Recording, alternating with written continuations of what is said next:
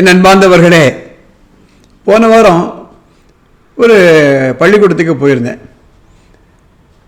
Parents meet, பெற்றோர் கல்வி இயக்கத்தை அவங்க ஸ்டார்ட் பண்ணுறாங்க. அதில் கிட்டத்தட்ட ஒரு 500-600 பேரண்ட்ஸ் உட்காந்துருந்தாங்க. அதில் பெரும்பான்மையான பேரண்ட்ஸ் யாருன்னா 9th 10th +1 +2 படிக்கக்கூடிய குழந்தைகளுடைய பெற்றோர்கள். ஒரு பிரபலமான பள்ளிக்கூடம். அதில் ஒரு முக்கியமான பாயிண்ட் நாங்கள் டிஸ்கஸ் பண்ணோம். பல பெற்றோர்கள் ஒரு கேள்வி கேட்டாங்க, சார் ஜனவரி பிப்ரவரி மாதம் எக்ஸாம்,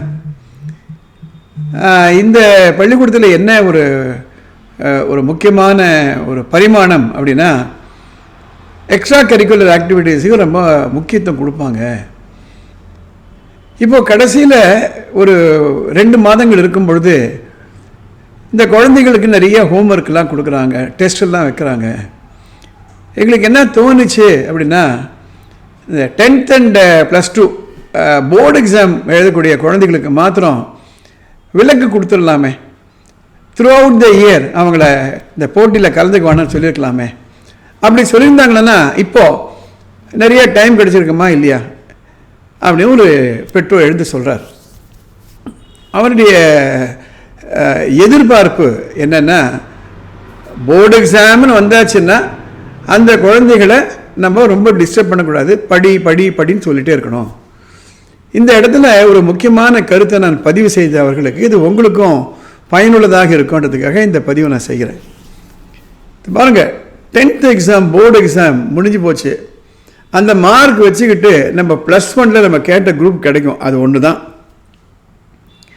அதே மாதிரி +2 மார்க் வைத்துக்கொண்டு ஒரு நல்ல கல்லூரியில் நமக்கு தேர்ந்தெடுக்கக்கூடிய ஒரு துறையில் நமக்கு ஒரு சீட் கிடச்சிடும். அதுக்கப்புறம் யாரும் நம்மளை 10th போர்டு எக்ஸாம் மார்க் என்ன கேட்க போகிறது கிடையாது, +2 போர்டு எக்ஸாம் எவ்வளோ மார்க்கும் கேட்க போகிறது கிடையாது.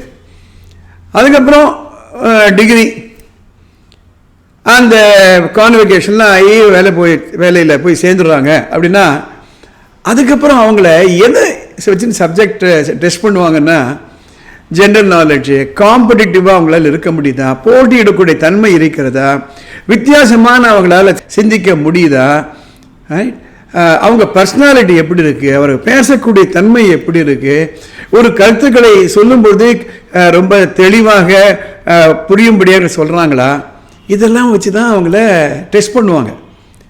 தினம் டெஸ்ட்டு தான். நான் பல பேர்கிட்ட சொல்லிட்டு வருவேன், உலகமே ஒரு பெரிய யூனிவர்சிட்டி, பல்கலைக்கழகம். அந்த உலகத்தில் நம்ம பார்க்கக்கூடிய ஒவ்வொரு மனிதரும் நமக்கு பேராசிரியர், ரைட்?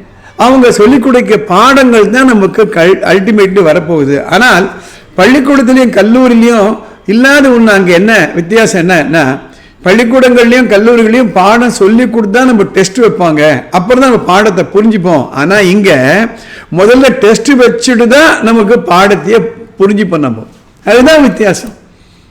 ஆக இவங்களெல்லாம் நம்ம எதுக்காக ப்ரிப்பேர் பண்ணுறோம்னா, ஒரு மார்க் ஷீட்டுக்காக அல்ல, ஒரு டிகிரி சர்டிஃபிகேட், ஒரு கான்வெகேஷன் டிகிரிக்காக அல்ல, வாழ்க்கை என்று சொல்லக்கூடிய ஒரு மேடைக்காக இவங்க நம்ம ப்ரிப்பேர் பண்ணுறோன்றதை மாத்திரம் நம்ம மறந்துடக்கூடாது. அது மட்டுமல்ல, மூளை ஆராய்ச்சி செய்தவர்கள் என்ன சொல்கிறாங்க, the only container which has an infinite capacity is the brain அப்படின்றாங்க. பிரெயின் வந்து ஒரு கண்டெய்னர் வச்சுப்போமே. இப்போ இந்த பாக்கெட் இருக்கு, இட்ஸ் அ கண்டெய்னர். இல்லை நான் பேனாவா சொருகிட்டே வரேன், ஒரு 10 20 30 பேனா போட்டால் அது பேனா போகிறது இடம் கிடையாது. இதனுடைய கெப்பாசிட்டி லிமிட். ஆனால் மூளைன்னு வரும்பொழுது எவ்வளவு தகவல்களை, எவ்வளவு திறமைகளை நம்ம பதிவு செய்யறோமோ அந்த அளவுக்கு அது விரிந்து கொண்டே போகும் அப்படின்றாங்க.